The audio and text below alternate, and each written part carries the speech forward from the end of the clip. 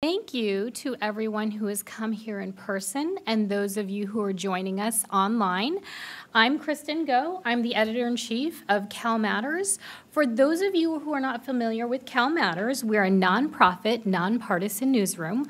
We were launched 8 years ago as traditional media coverage of the Capitol was contracting. Now we're a news organization of about 70, and we have reporters all over the state. We also make sure that we cover the intersection of policy and its impact on people who live in California. We provide our coverage free online at calmatters.org. We also have a newsletter, a daily newsletter that people can subscribe to. And we provide our stories and our coverage free to 280 media partners across the state. Today's topic of discussion, can the dream of debt-free college come true in California? I sure hope so. I have 2 little ones, so I'm thinking about that, and I know many of you are too. So I really want to thank Lucas Public Affairs for sponsoring this event and our speaker series. They've been great friends of CalMatters since we launched, and we are very fortunate to have them help us and sponsor this today. I'm going to turn this over, because this is going to be an incredibly robust conversation, I think. I'm going to turn this over to Michael Ginstein. Sorry, Michael, working on that last name. But Michael is our higher education reporter, and he's got some great questions, and we've got some great panelists. So why don't you go ahead and introduce our panelists, and we'll start that great talk. Hey, everyone. Good afternoon. Could we throw up the chart that I made? Thank you. All right. So I know California is expensive, but the state, compared to most others in the country, is actually pretty affordable on average for low and moderate income households. I'll keep the visuals to a minimum here, but I made this chart using federal data on how much households have to actually pay for college after we subtract state, federal, school grants, and scholarships that a student gets from the types of costs of an education: tuition, housing, food, and so on. What you can see is that the Cal State, that's in dark red, is cheaper than the UC, and the UC, blue, is cheaper than the national average for most families, except for those who earn more than $110,000 a year. That's where California loses its status as a place of affordability. A new scholarship in California aims to help more middle-class students. It's the overhauled Middle Class Scholarship, and it debuted last year. Higher income households, so around those earning between $150,000 to $200,000, they got almost $3,000 on average for their students, while lower income per student, I should say, while lower income households got around $1,500. Those are households earning $50,000 or less. How do families get access to this new scholarship and also the existing state aid, like the Cal Grant, which covers tuition, and federal financial aid, like the Pell Grant? By filling out the federal FAFSA form, or if you're an undocumented student, there's the California-specific CADA application that gives you access to state and university financial aid, but not federal. All of this is online at csac.org, right? All right, so just wanted to get that out of the way. So that's how California doles out more than $3 billion in state aid, state grants, to roughly 500,000 students, right, Marlene? All right. So data from 2021 shows that California gave by far the most grant aid of any state in the US. Only one other state gave more than $1 billion. That was Texas. California gave, at that time, $2.5 billion. Of course, not all low-income students are automatically eligible for the state's financial aid, especially community college students who aren't reflected in this chart, which sets up the tension in California as a political and policy matter. We know California lawmakers want to fulfill the dream of a debt-free college in California, but can that dream be realized for low-income and middle-income students at the same time? And if not, whose dream of debt-free college is realized first? The folks on this panel are among the best to help us answer this question. I'll introduce them out of order, I'm sorry. Marlene Garcia heads the agency that oversees state financial aid in California, known as CSAC. That's an acronym, but let's just call it CSAC. Chris Woods is a senior advisor to the Senate's leader, Senator Tony Atkins, and he's been instrumental in shaping legislative policy on financial aid for the middle class, among many other responsibilities. Ben Cheetah is senior advisor to Governor Gavin Newsom on all levels of education, and Jessica Thompson is vice president at the Institute for College Access and Success, known as TCAS. Did I pronounce it right? TCAS. 15 years, been saying it wrong. And TCAS is a key policy group based in California that has influenced state and federal financial aid policy. TCAS wrote a public document in May related to this conversation that we're having. And it said that when it comes to helping the students with the lowest household incomes, quote, fully funding Cal Grant reform instead of the middle class scholarship is by far the best approach, end quote. So Jessica, first question. With the data showing that California public higher ed is more expensive for households with higher incomes compared to other states, why not let the middle class scholarship be funded, given that low-income students are supported in California? It's a great question. So I think, first of all, what's really important to say off the bat is absolutely California. I work both nationally and we work in other states as well. And so I have the opportunity to work on higher ed policy at multiple levels. And I will say California is the only place I would say right now, or even in the last 15 years, has been an edifying place to work. Every single person on this stage, I think all of us share the belief that absolutely California can get to a path to debt-free public college.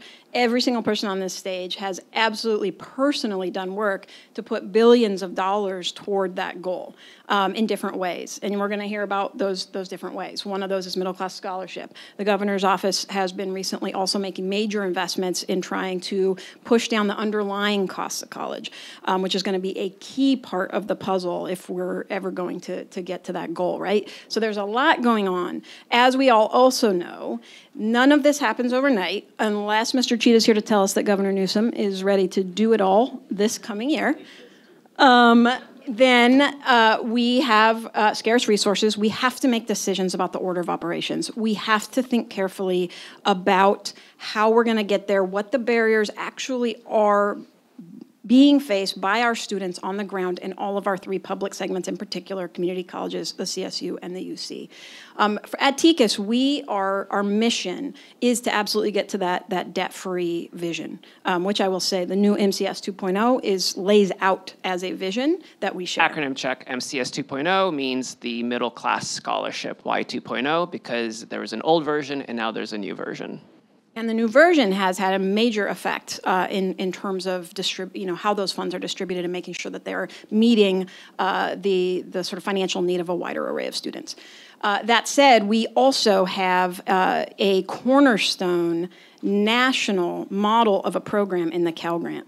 And the Cal Grant is incredibly well designed and has been strengthened over time up to this point to really target the costs for students who have the most need, the students who are coming in with, we're talking zero expected family contribution, first-gen students, students who also don't not only have like the actual capital to bring anything to pay for their higher educations, but also oftentimes not the social capital that's necessary to really navigate and succeed in higher ed.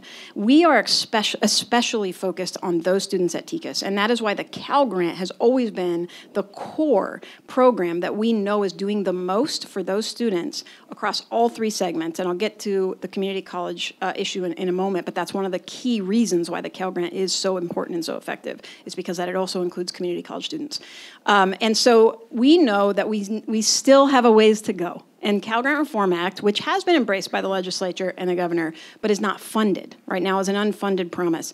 And we know the changes that we still need to make to even get to the place where we have our most vulnerable students who are not getting to college and not getting through college because of the financial barriers they face, mostly from cost of living. And that's the thing I really just want to emphasize here, that when you look at tuition and fees and you say California is covering tuition and fees quite well for low and moderate income students, those are not the barriers that 15, 18 years of our research have shown are pushing them out of the educational pipeline. It is the cost of living.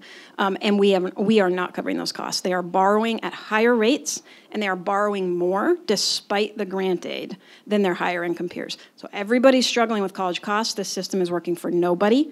And we are working hard to come up with a systemic disruption to debt-financed higher ed model across the board, all the way up the income stream when it comes to public higher ed. But I will say, I think it is very, very imperative that we do that in an equitable manner and that we focus on the students who otherwise will not attend or will not complete. And the state needs them to attend. We all need them to attend, and we all need them to complete. That is why the Cal Grant, I think, needs to be the priority before we can get to building that bridge further out. All right. So Cal Grant before middle class scholarship. Did I summarize that right? Yes. All right. Marlene, who right now is not automatically eligible for the middle class scholarship and the Cal Grant, which is the state's key tuition fee waiver? So for example, no current community college student is eligible for the middle class scholarship, and more than 100,000 community college students who are economically eligible for the Cal Grant don't currently get it. So which other groups of students aren't eligible for these two sources of aid? On a question that is core to the Cal Grant equity framework, the Cal Grant reform, and that is bringing in that last cohort of students that currently is not entitled to a Cal Grant if in fact they have need. But let me just address the earlier question for a moment. I really want to emphasize between the middle class scholarship and Cal Grant reform that it's not an either or. It's a both and that's really important for us going forward. But it can't happen at the same time, or can it? Well, I mean, I believe it can. I mean, that's what I'm advocating for. And but I think it's really important to see how these two programs mingle together and serve probably the largest number of students we've ever served in California's history, and with the most generous financial aid covering not just tuition, which historically had been the state's commitment, and now with middle class framework, that's framing out the importance of looking at the total cost of attendance. Because let's get a little bit more specific. So we know community college students, we identified how they're left out. Which other groups? So we have a certain set of UC students and CSU students who are not eligible for the Cal Grant as an entitlement, right? It's like how tens of thousands, 30, 40,000 for UC and CSU roughly? There's about 33,500 students that are currently not eligible for the Cal Grant entitlement because they're too old. They're beyond 1 year out of high school. Okay. So Cal Grant reform would address that issue and make them eligible. So say a 23-year-old who decides, hey, you know what, I want to go back to college, I want to go to UC or CSU, they would now be subject to a competitive grant, whereas they could be very low income and otherwise would be automatically eligible. So that's one of the final provisions that would go into place with the final appropriation to fund the Cal Grant reform. Okay, so we've learned now that we have community college students and UC students and Cal State students who are low income enough but aren't eligible for one of the two or two of the two grants that California funds. Ben and Chris, we know a budget deal between Governor Newsom and the legislature last year said that the state might expand Cal Grant to all of these students. Marlene just said aren't eligible for Cal Grant now. But the agreement was to do this starting next fall, only if the state is likely to have enough money. The Legislative Analyst Office wrote in February, this is unlikely, given the state's fiscal outlook. What do you think? Will Cal Grant be expanded? It certainly can be. It certainly can be, and it's within reach. Our fiscal condition is stable. We get some challenges coming up, but it's stable. And as the months go by and we get closer to next year, we'll know. It's also important to know, there's sort of some trigger language about when this could happen or not. Nobody's bound by that language if we don't hit that magical number, but there's other ways to fund it. It can certainly be funded.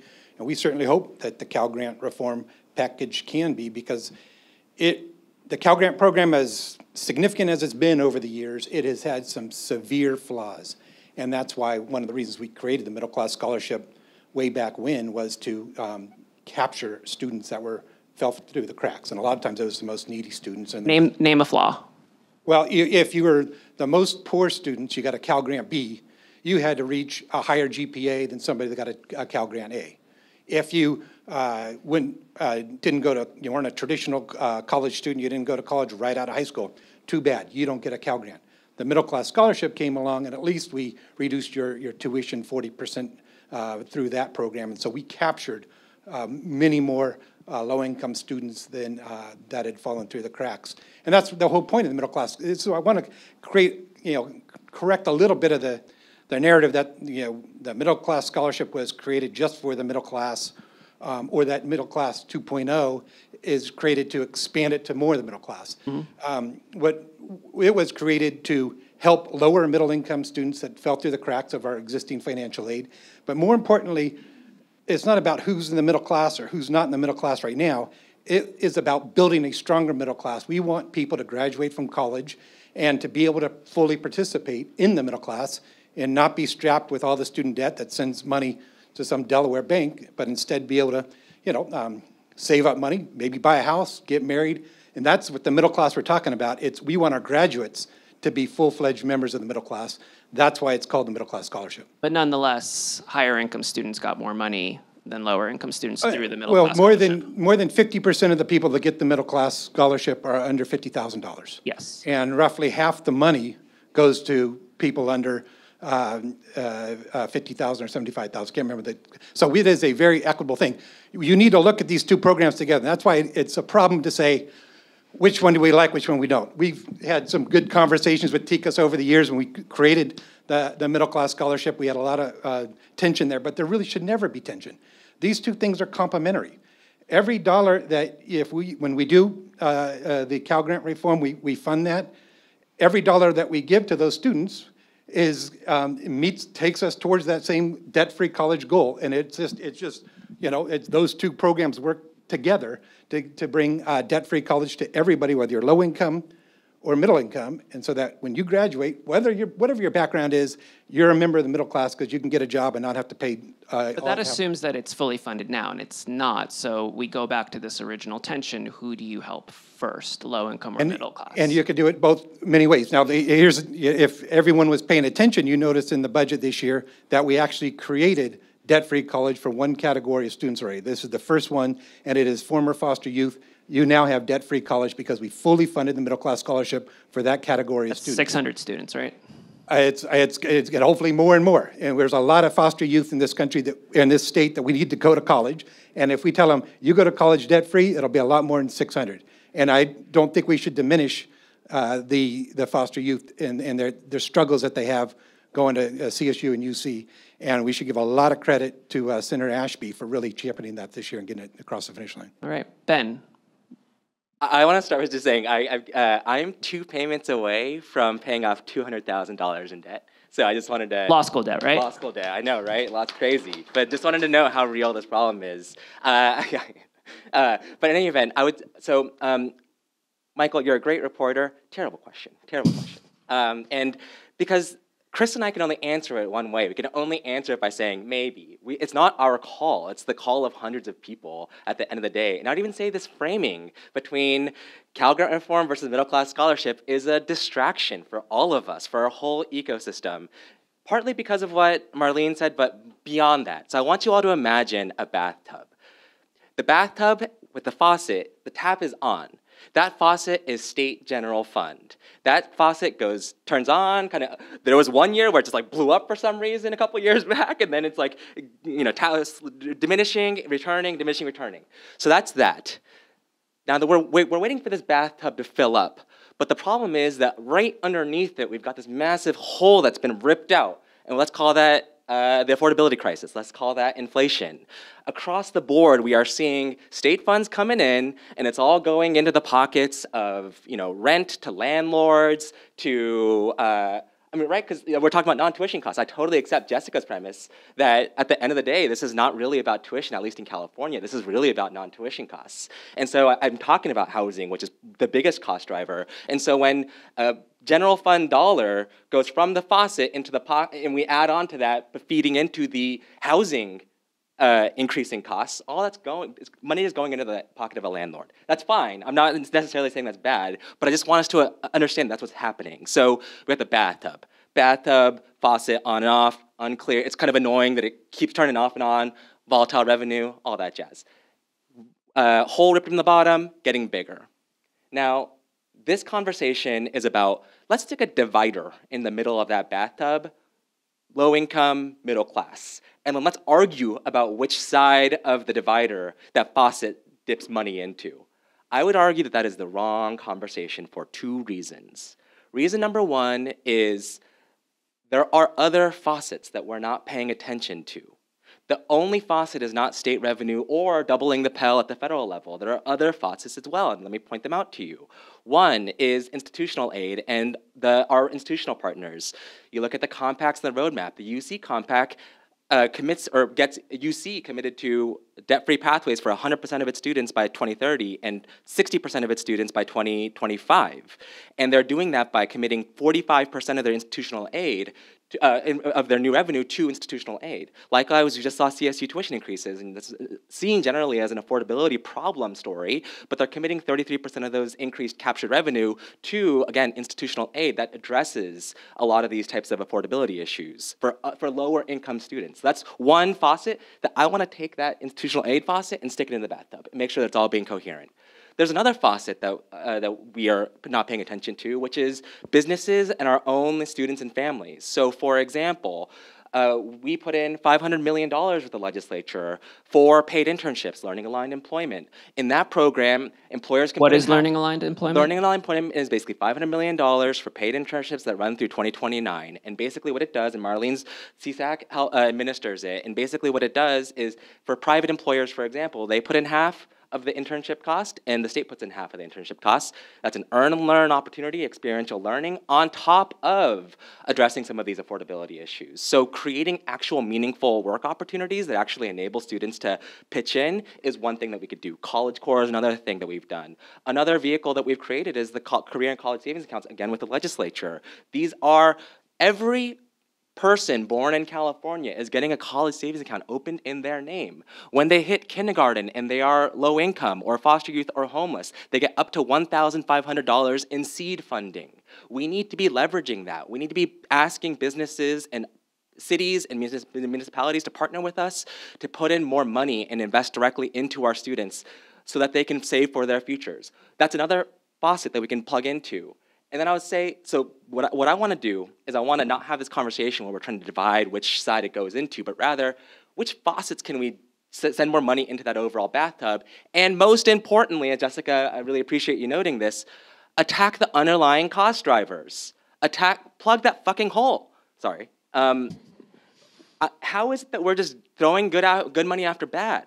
That's the landlord problem. That's the textbook industry problem. All the money is going to a couple of core cost drivers. It's going to rent, which is a landlord. It's going to textbooks, which is a textbook industry. Why are we not attacking those underlying cost drivers and plugging that hole in addition to finding the different faucets to stick into that bathtub? Well, I mean, that's for you to answer because you have the ear of the governor. We're working on it. But nonetheless, you say that there's this unfair tension or dichotomy that I'm creating between lower income and middle income. But right now, you have a goal that is unfunded, and until it's fully funded, there is going to be a dichotomy. Let me continue But to I just want to, Michael, you wanted a conversation. Yes, I do. Go. There you go. I just was going to say that that's exactly what we can do, and We've done a very good job in the legislature and the governor, this governor, the previous governor, take on big things and chip off a little bit at a time. You can't always get the whole thing all at once. And so we did it, you know, with the minimum wage is a great example. The earned income tax credit, we built on that every year. The middle class scholarship, especially once we get Cal Grant reform fully funded, that will work in context with this, you just add a little bit, and you can pick the lowest income levels first. Let's get them to 100% first, or let's get them, right now we're at 35%. Let's get them to 50% first, and then go there. So it's not a which program or which income level do you have to, in which program is aligned with which income level. You can address the lowest level incomes through the middle class scholarship program. I'd like to add, Chris, more about that. I'd like to add, so as we're talking about this, it sounds extremely complex, and it is. But what I think we need to do is we need to look at systems change and how we streamline the system so that we create a foundation that every student can take advantage of those additional sources, those other faucets that are out there. Right now, there are 8 different flavors of a Cal Grant. Then there's the middle class scholarship. Some Cal Grant students, more than half of the middle class scholarship students also get a Cal Grant. So that's a wonderful supplement to their basic Cal Grant. What we need to do is work on streamlining that system, that foundation, because when you increase the breadth of financial aid, the number of students who can access Cal Grants, you automatically increase the number of students who can get students with dependents. That's worth $6,000.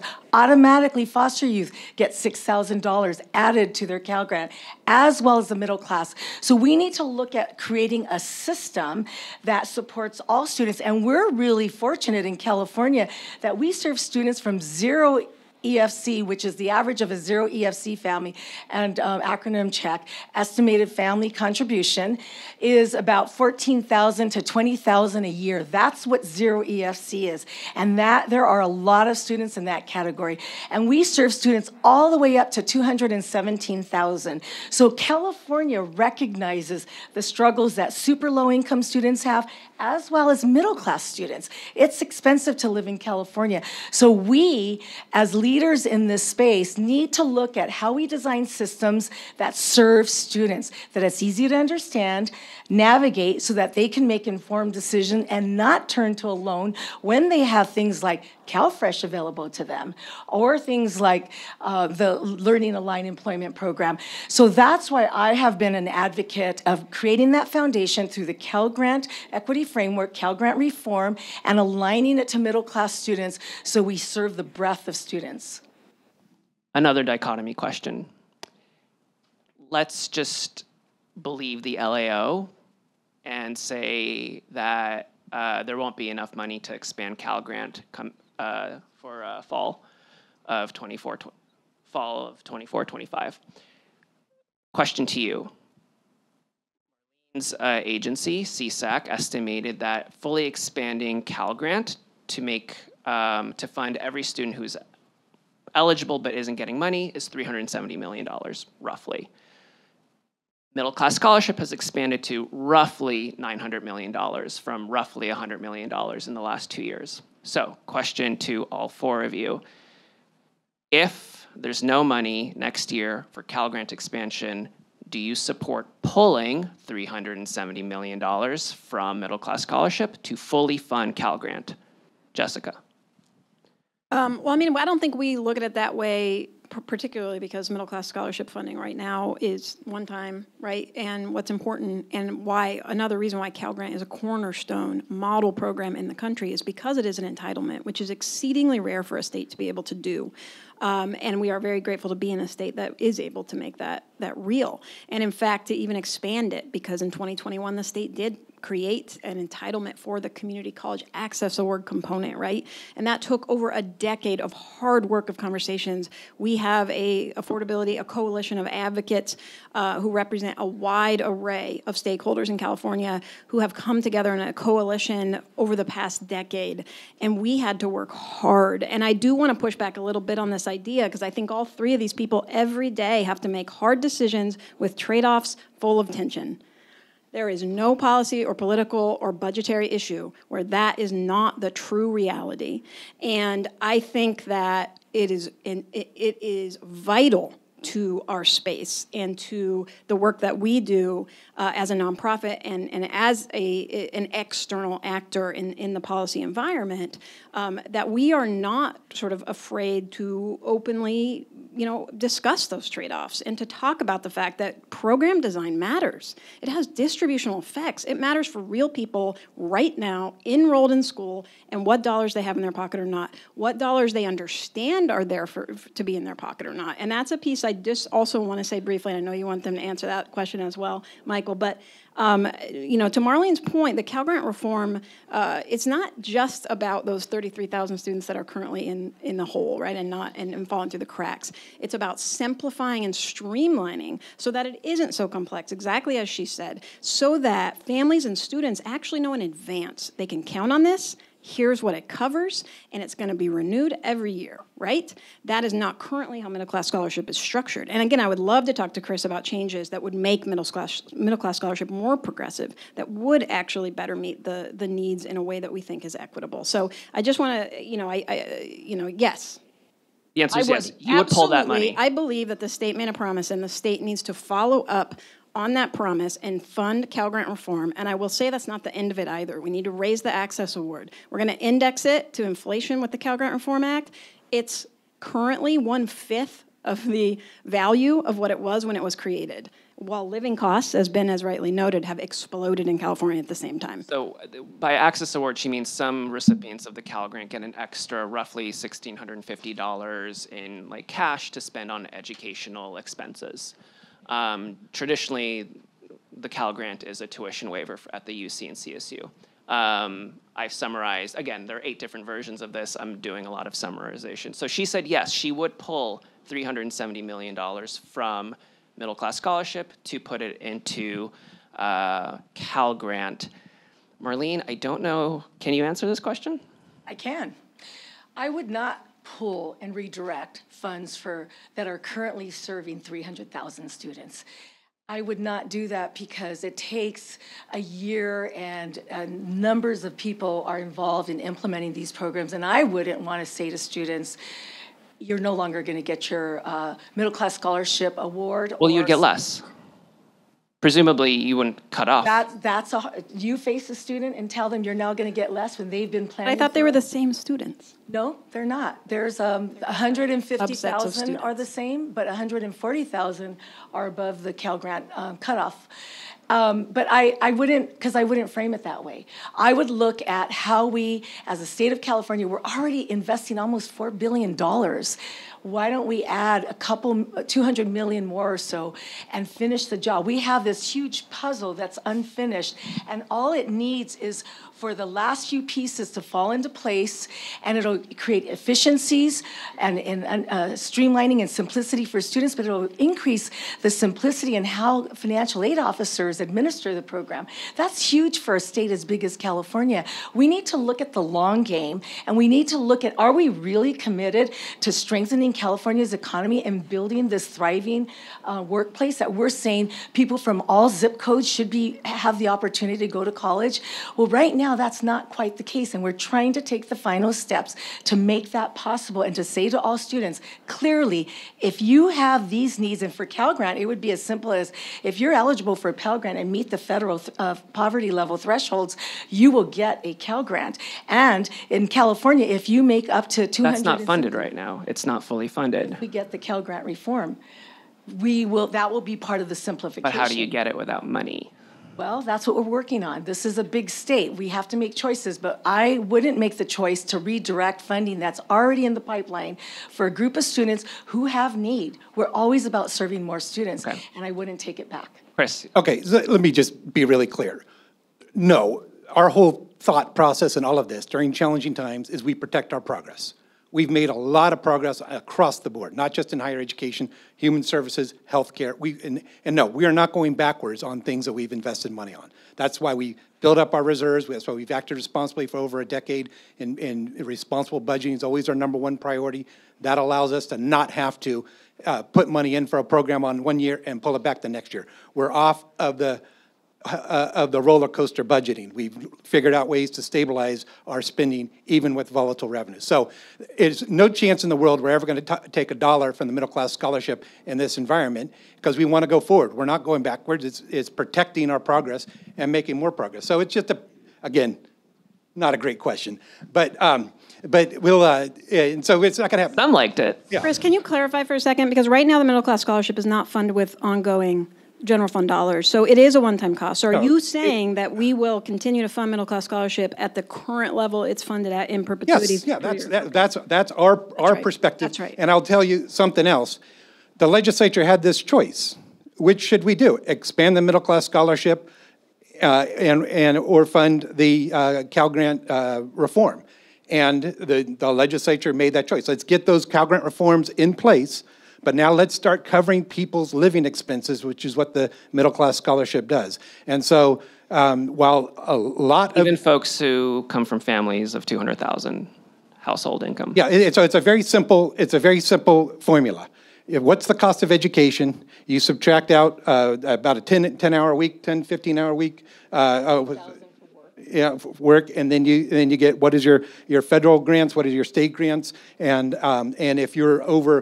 if you're under 100,000, I think, or so, it's no family contribution in that calculation, and you get it. So it's a very small grant for the people up at 200,000, but it's a little bit. And then if you compare what we do, Cal Grants and middle class scholarship, the bulk of the money goes towards our lowest income, as it should. And so that's where, and that's what we're going to have. We're going to continue to go forward. We can. Yeah, we'll see what our budget challenges are, but it's very clear we're not going to cut one program to expand another program. That's just not our way we do it.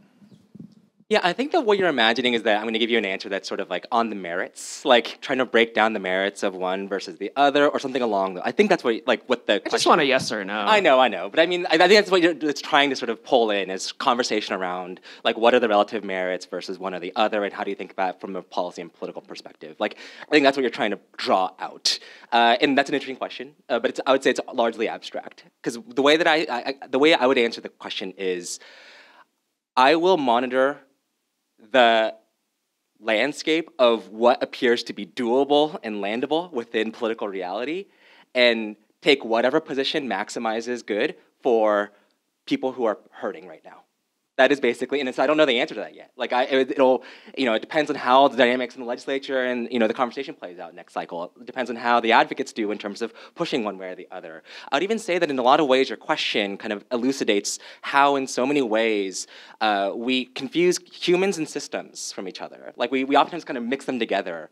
And each of these answers, you got really a systems answer to it, even though you were asking human beings. So the advocate gives you the advocate answer that's mostly about sort of like policy and also like sort of promises and trying to start that pushing of the system. You have the system lead, or the administrative lead, who's talking about operations and practicability and implementability and unintended consequences, which is very rational. Again, you've got the budget person on the legislative side thinking about sort of what is doable and so we all are giving you really our systemic biases in terms of the answers. And it's not really elucidating very much at all. But you're all players in this, right? Yeah. So I think it is elucidating. You all represent a mechanism that ultimately gets something done or doesn't get something done. So yes or no? Yeah, and so I think the answer for me is probably not, but it's dependent on... Probably not. Yeah, but I am a cynical MFer when it comes to doing good for justice and for people. And so for me, the question is not, if Ben Cheetah had a magic wand, which would he pick? Because there's no universe in which Ben Cheetah gets a magic wand. The universe I've got is one in which hundreds of people who have their own self-interest and their own various interests, political, policy people, even the advocates and the administrators, all have their own myopic interests. And I like to watch how all that merges together and how that's playing out. And then when it's time, make sure the governor makes the decision that is maximizing the good for people who are hurting. All right. We got a yes, a maybe no, a no, a hell no. I have a political question. Don't hate me for asking. Was the push for expanding middle-class scholarship and not expanding Cal Grant fully a political choice? Because middle-class folks are more likely to vote than lower-income folks? Yeah, let me answer that question with a tiny bit of history with the middle-class scholarship. We created the middle-class scholarship after the throes of the Republican massive fee increases at UC and CSU during the Great Recession. We saw fees just dramatically go up. We came in and said, okay, we've got, and in addition to raising fees, we just decimated the safety net, decimated healthcare, decimated the higher ed funding in general, 30,000 teacher layoffs. The state— Chris is a Democrat, just for context. The state was left in shambles, right? And so there was a ton of political pressure to roll back the fees at UC and CSU. And that was very expensive. And that was mixed in with all the other big challenges we had getting out of the Great Recession and the awful cuts, the elimination of child care programs and things like that. And so we looked at that, and there's a ton of political pressure to do that because, like you mentioned, fees are not politically popular with your classic voter. But then we looked at that and said, well, check it out. 55% of our students do not pay fees at all because of our great Cal Grant program. And so if we are going to just roll back fees, a big chunk of that big cost will go to upper income families, and we can perfectly afford even the increased fees. And so that's why we developed the middle class scholarship program to target the fee reduction to cap the fee reduction at an income level. So we're just dealing with the people that fall through the cracks of Cal Grants and middle class families that really were squeezed with that. So that's where the political thing came from, is let's not further subsidize the wealthy. Let's use our money this way. And then we could use a lot of the other money that we had available to help restore our CalWORKs cuts, Medi-Cal cuts, IHSS cuts, SSI cuts, higher education-based funding cuts, all of those things. And so, yes, politics takes into this, but it is really let's not further subsidize the wealthy. Let's use our limited resources on lower income and middle income families. Jessica, what do you think? Yeah, so I think Chris made a really important point about the history of middle class scholarship, and one that is really central to our kind of positioning and why we think the way we do about this, when working on this issue for over 18 years at multiple levels of government. And that is that this traditional view that the tuition and fees, the direct costs, are the primary barrier to higher ed. And we've already talked about the fact that in California, that is actually, we do a very good job of that. We're in a relatively very robust position compared to other states. When you look at the actual on-the-ground experience of students and where students are coming from and their backgrounds and what they bring to the table in order to get to college and complete, because we needed them to complete, and we haven't talked about our completion disaster across the board, but in California, particularly at community colleges. What happens is if we only look at tuition and fees, we will never get to debt-free, first of all. And we will never get to educational MCS 2.0. So. And we will never get to the educational attainment goals that we have set for the state. We never will. And that was why the move to MCS 2.0 is incredibly important and a huge improvement on the middle class scholarship program. And there's lots of wonky ways I could get into tweaks we would love to make to middle class scholarship to make it work better with Cal Grant, because absolutely we also agree that ultimately this is a both and. These programs will work together with institutional aid, as Ben mentioned as well, with federal resources as well, which are going to be really important even for a state like California. We're going to have to layer these pieces together to get to debt-free. And Middle Class Scholarship 2.0 has the bones of the type of affordability pledge that we need to be able to make to Californians across a wide spectrum for attending all of our public segments. As designed, it doesn't currently do that. As designed, our opinion as financial aid experts and as advocates for students on the ground, particularly the lowest income, most vulnerable students, especially attending our community colleges, which, by the way, the majority of all students enrolled in public higher ed in California are at community colleges, that the Cal Grant is the program that most effectively meets their needs now, right now, for students who are enrolled right now. We talk about college affordability, so we're obviously talking about not just tuition, but housing, et cetera, food. And this is going to be the last question, and then I'll open it up to the audience, okay? So here's the question to you. Why are we even concerned about having money for debt-free college, for all the expenses associated with college, when a lot of this isn't really a college question, it's a housing question? Why not just make housing more affordable? And I know there have been so many efforts. Why not, try to create a state CalFresh, a state subsidy for food. Basically, beyond making tuition free, all of these other expenses that are overwhelming students are college adjacent. They matter to students because students need to eat and they need to live. But it's not an academic thing. It's a how do I live thing. So is this question about debt-free college even the right conversation, and is it taking away from all these other efforts to throw money into making housing more affordable, making food more affordable? I'd like to take that. You know, what we've come to in recent years, and I've been dealing with financial aid issues since the entitlement grant went into effect in 2000. And what we have really moved toward in the last several years is a cost of attendance framework. How much does it really cost a family when you back out all the different layers Arlene, of can you put your mouth to the microphone? When you back out all the different layers of financial aid, what is that final net price that a student and a family needs to think about? Can I afford this? And that's when they make decisions about, well, do I need to take out a loan? Do I work 40 hours? Do I drop out? Those are the kinds of questions. And I sit at a place where I look at serving students who need financial aid right now to attend college and to graduate. And so I can't wait to solve California's housing problem. I have to look at what we can do now to move closer to that cost of attendance model. And I'm pleased that UC takes a cost of attendance model when it looks at its financial aid packaging. CSU just recently moved to a cost of attendance model in looking at its packaging. So we have to be real about it, what costs students, and we have not been honest about that. We tell them it's going to cost you $14,000 to go to UC, and then they find out they have living expenses.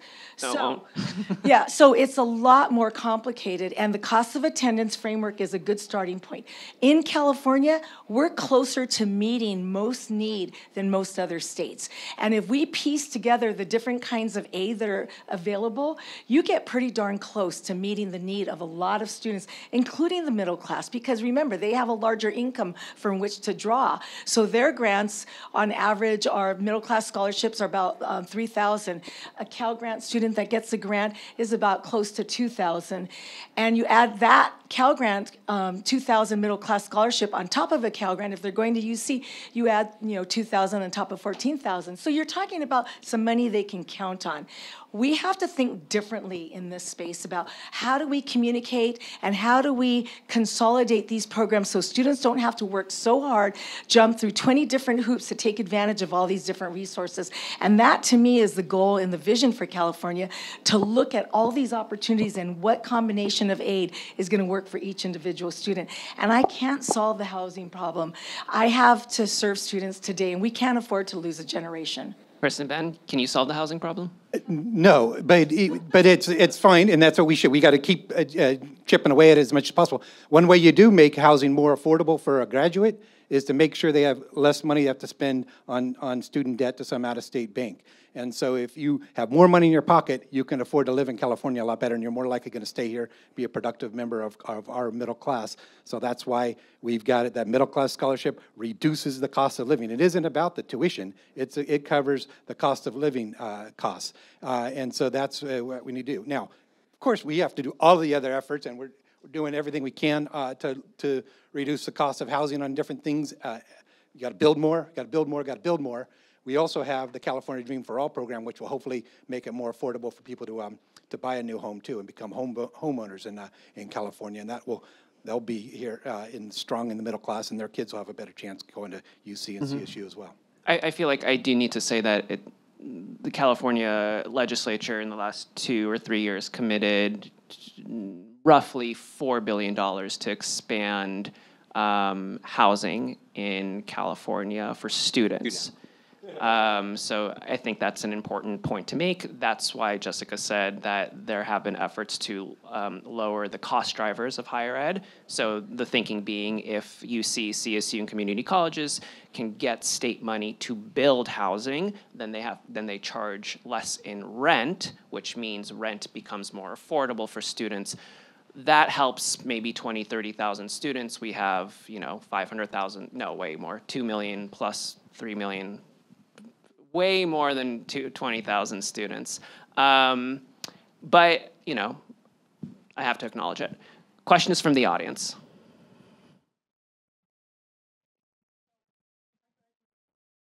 I graduated from the Cal State and then UC 50 years ago, debt-free, with a single working mother and a brother who's a year younger who also graduated. The cost of my tuition the last year that I was at UC Davis was $3,000 a year.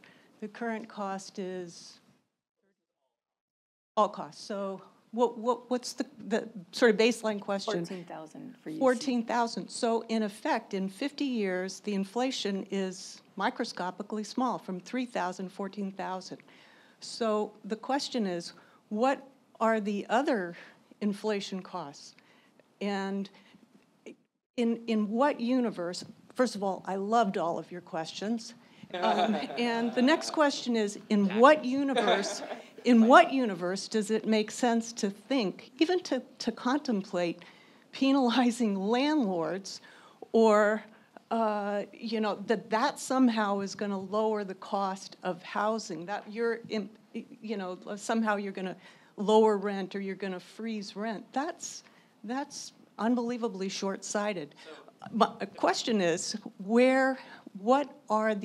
how much have the institutional costs in the community colleges, Cal States, how have they increased? By what factor of inflation compared to the proportion of tuition? I mean, you raise a good point. I mean, every student's ever gone there has had to pay rent and have food or whatever, and so that's true. But I do think the housing costs in California have grown dramatically more than that. So that's the number one driver. And if we can figure out ways to keep housing costs low, we should work on that and do that. And that's where another important component, because I imagine, not going to assume, but I imagine you had a part-time job when you worked and you helped pay, so you basically paid for some of the things. And that's one of the interesting components of middle-class scholarship. It does assume that every student has something. So there's nothing free. We're not talking about free college. We're talking about debt-free college. Every student will have some expected contribution. About $8,000 is the formula. Everyone has to contribute $8,000 in order to count as debt-free. And if families over 100,000 or some amount would have a family contribution as well. And so there is some expected contribution even under once we get to fully funded debt-free college. It's not free college, it's debt-free college. But I think we'd probably all just assume it's the cost of housing has been the biggest change of the cost of education between your time and my time and current times. And textbooks. Textbooks have always been way ridiculously too expensive, but that's another. How much time do you have to get into the textbook industry? We do not have time to get textbooks are not into. free. We do not have time to get into the operational costs of higher ed. Unfortunately, this was focused on financial aid, but those are very good questions and probably an idea for another panel. Why did I say that to myself? Can I just say really briefly, the answer to your last two questions are part of why California is such an edifying state to work in, as I said earlier. I don't believe there's anyone on this stage who doesn't share the value that actually increasing educational attainment in California is absolutely worth the return on investment, that we've got to cover costs of attendance across the board, and that includes costs of living, right? And that is an amazing place to be, because I will just say in Washington, D.C., we are very, very, very far from that place. So I think that's important to say. And to your point, there's a lot going on with college costs and different drivers of that. It's very complex, but what I will say is California, compared to most states, is in a better position, partly because the state has continued to subsidize public higher education to a much greater degree than other states. As this shows. I don't think that microphones are being walked around, but they are. Anyone else with a question, please raise your hand. If not, I will continue asking questions. That gentleman. Wait for the microphone, please. Yeah, from what I gleaned here, it's the adjacent costs that are the primary factors in education. But, Yes. You know, I went to college, we're back with the Flintstones. So the student debt and loans of this magnitude were totally unheard of. I only knew one student, fraternity brother, this is at a college in New York, who took out a student loan to go on a trip to France. And so, as I said, this was unheard of. But the tuition, I think, has certainly gone astronomical, far beyond the cost of inflation. And as far as other adjacent costs, such as housing, well, most of us lived at home. A few didn't, but most of us lived at home and went to college, as we did in high school, on the subway and all that. So the costs now, I think, are beyond my comprehension. Do you have a question, though? Well, why? Why are costs so high? Yeah. Housing, food. The state has Gas. a lot of people and hasn't built enough homes. And our CSU system is in almost every community. We do a great job with that. We have not built UCs to keep the pace of population growth over the years, and so it's very hard to live at home and go to a UC. That if you got into a top UC, unless you live in Los Angeles or Berkeley, you're Very affordable places to live. living at home is not an option as much in California and going to college. Although that's why we have our great community college system to help with that too. So it does, and for a lot of families that can live at home during that is a great way to save money, and it's a great system, and we're doing a good job of feeding into the CSU now and the UC. So that's always a good option. I'd like to add, if I can, California designed its first financial aid programs in the early 1960s. And at that time, people who needed financial aid to go to college were outliers. The majority of people who went to college really could afford it and could work a part-time job as a waiter or waitress to pay for those ancillary costs. Fast forward 60 years, we're looking at a completely different demographic, not just driven by the demographics of our state, but the needs of the economy. We need more people to go to college, and we're saying to students from all walks of life, we need you to go to college. We need you to have the skills we need in a state like California. So with that comes a big responsibility to help those students who don't have the means. And in California alone, of all the students that go to college, 78% currently get financial aid. So the majority of students don't have the money to go to college. It used to be that those exclusive few did have the money, but that's not the case anymore. So those of us who grapple with this issue day in and day out, we think about, if we believe that the greatness of this state is going to continue, we need to invest in our human capital. And the students who want to go to college, they've already signaled that I want to do something. I want to change the cycle of poverty. And that's why I do the job that I do. I was a Cal Grant recipient, and I know what that can do to change lives. And that's why I am so committed to offering the breadth of financial aid available to the maximum number of students. We need all young people to take some education beyond high school. And I also know that the basic needs is a critical issue. We're releasing a report in 2 weeks that did a survey, and we surveyed those 78,000 students that are getting, percent of students that are getting financial aid. And 64% of them said they struggle with food insecurity on a regular basis. 53% said that they struggle with housing. And housing is usually the fixed cost, so they have to pay for housing first. What goes by the wayside? Eating. And a lot of students miss meals. And this is not just at community colleges. This is UC, CSU, and the nonprofits. So I see that square every day when I talk to students, and that's why I see the need to fund all students, especially those that are so impoverished that if they didn't get financial aid, they would drop out.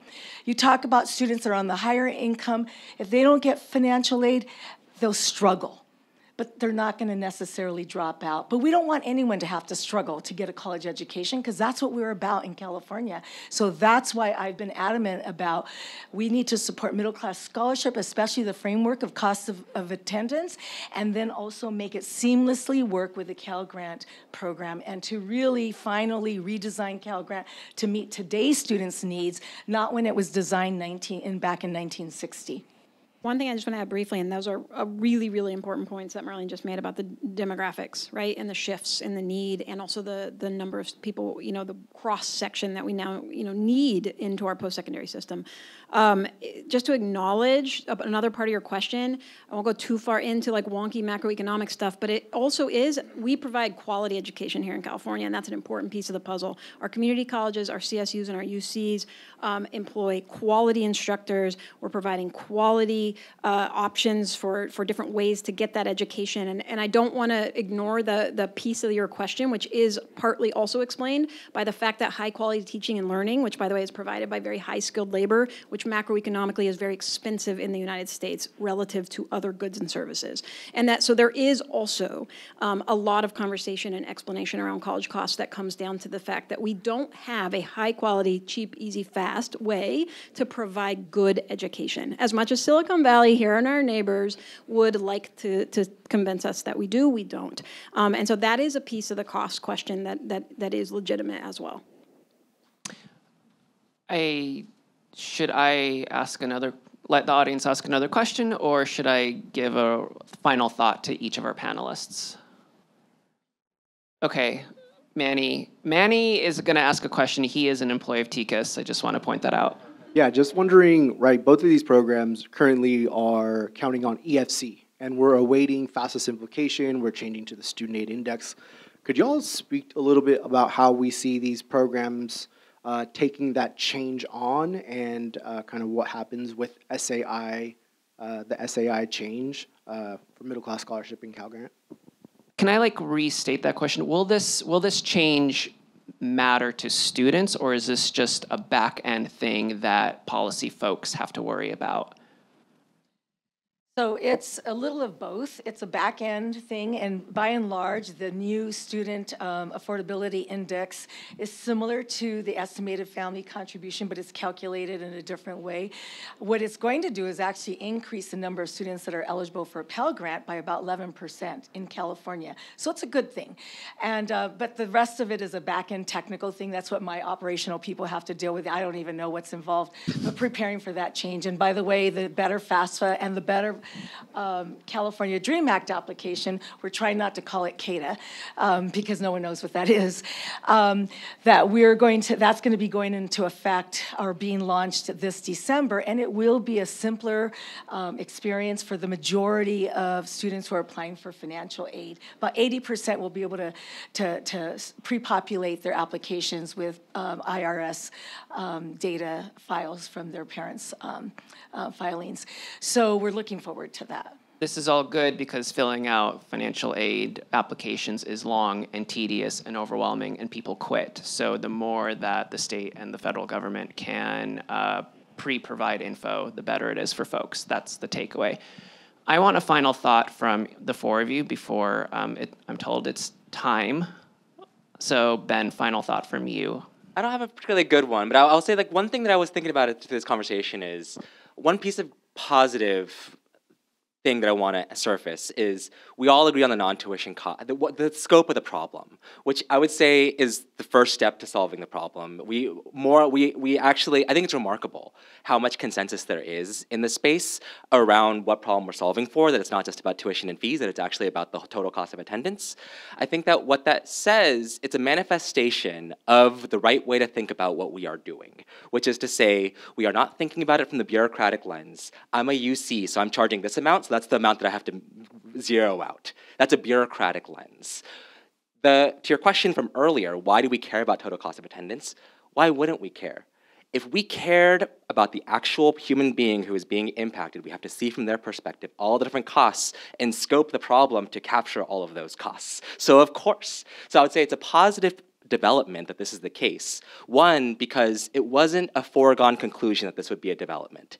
If you told me 10 years ago that all the system leads would agree that they're on the hook for non-tuition costs, I would not believe you. If you told me 10 years ago that the UCs and the CSUs would commit into their compacts agreements that they will start raising money for things like housing and their capital campaigns to start addressing non-tuition costs, the main driver being housing, I would not have believed you. These are really, really positive developments. I think past administrators, I won't name specific ones, but I could think of a couple past leaders of these systems who, if you told them, hey, what about student housing costs? They would have told you, that's not our effing problem. That's not our problem, to your point earlier. And we now all agree, essentially, that it is our problem. We are on the hook for it, and we have to solve for it. So number one, it wasn't a foregone conclusion, and it's cool that we made progress on that conversation. And number two is, like I said, it is a manifestation of an even cooler thing, which is the fact that in California, we have gotten much better at thinking through the lens of the journey of the person or the user who's impacted,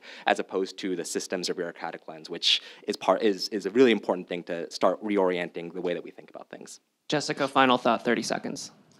All right, I'm going to say, one, that consensus, I just want to reaffirm, came from 15 years of tension and conversation and hard work that we and some of the other folks in this room have been engaged in. So I never think it's not worth having the hard conversations, and I think we should have them publicly, and people should understand this better. The other thing I will just say is I think California, where we are with the Supreme Court making its recent decision on race-conscious admissions, given what we're seeing with student loan debt pileup and repayment and the decision that was made there with respect to forgiveness, however you might think about it, we are with COVID and how many people's educational pathways were disrupted, and we still haven't gotten them back into our system. Community college enrollment is down, FAFSA completion is down. We need to think right now in addition to long term, and California needs to continue to set the bar for equity-minded reform that meets the needs of those students, and that we build from that foundation, and that we take care of those students first that for so long we left out of the picture and we said, cost of living don't matter, community college students are taken care of. That didn't work. It's not working. We've made progress. We need to start there. As Marlene said, those students are the ones that will not complete if they don't have their needs met. They won't enroll if they don't have their needs met. We won't meet our attainment goals, and our 21st century economy will not thrive, nor will it be equitable. And so that is why we believe we start there and build out, because while everyone is struggling, and this system is working for nobody, and we are completely on board with that. We do think that there is actually a real, not just a moral imperative, a pragmatic imperative for the state and for all of us to starting and building from the most vulnerable students out. I wish we could do it all tomorrow. I don't think anybody in this room believes that's possible, and that hard trade-offs will have to happen. Okay, I think that is time, but that's okay. I yield to my editor. Well, thank you very much for a really great discussion. Thank you to Ben, Chris, Marlene, Jessica, and Michael for keeping us all on track here. Thank you to our sponsors at Lucas Public Affairs for sponsoring this event today. And finally, thank you to everybody who came today here and online. We can't do what we do without your help and support. Again, we provide news stories for free on our website. We also provide them for free via our newsletter that comes out daily, and I think some of you may be able to see a QR code if you're online. And also, we provide news stories for free to 280 different media organizations across the state. Educating people about the policies impacting them is incredibly important. So if you like what you heard, if you like what you saw, if you like what you read, I would encourage you to become a donor. Thank you very much.